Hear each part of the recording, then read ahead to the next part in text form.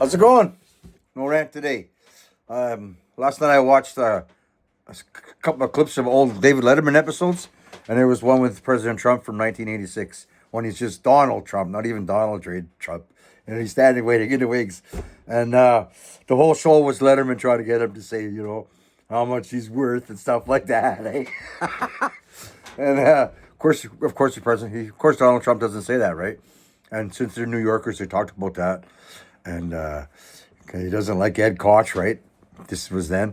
And then he says, this talks about his poor leadership and why things are bad because they're incompetent.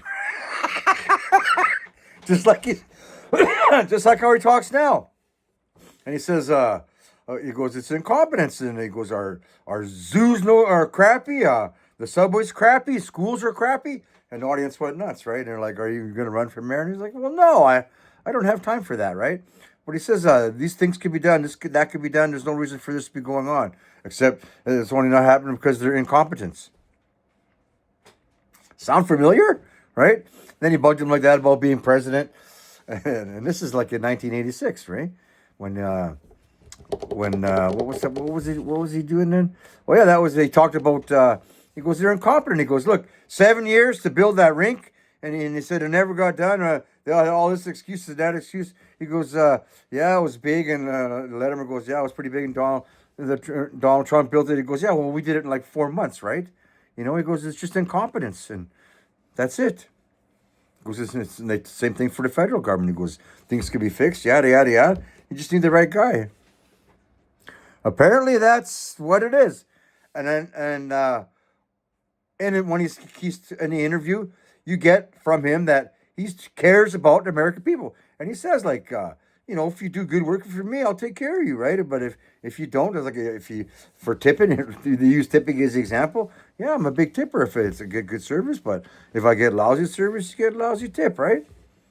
He goes, it's like rewarding excellence, and you're incompetent, you're gone kind of thing. Well, you got the impression of love in America coming off him, man. And he wasn't even running off. What are you going to tell me that in 1986, he was thinking about, when I'm in my 70s, I think I'm going to be the president. That'd be so cool if he did. But I mean, that's what you got out of that, right? At least that's what I took out of it. And he was pretty funny. It was funny when I don't know why they don't show that stuff. Well, I know why the media wouldn't show that now, right? Because he's exactly the same. Nothing's changed. That's been a shtick. I suspect if I look for him through the other years, it's going to be the same thing, man. That's how he is. So how is that not genuine? I don't know. It's a long time to keep up McCon just to be aggravated in the fucking end. And you think way back to the first presidency with Donald Trump when he was 45, right?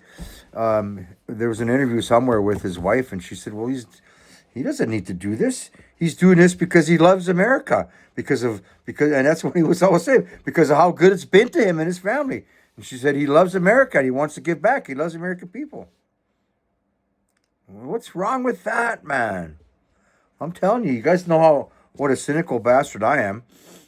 If you've watched me through the years, I don't care. You get a good vibe off him. I'd rather be on his team than the other ones.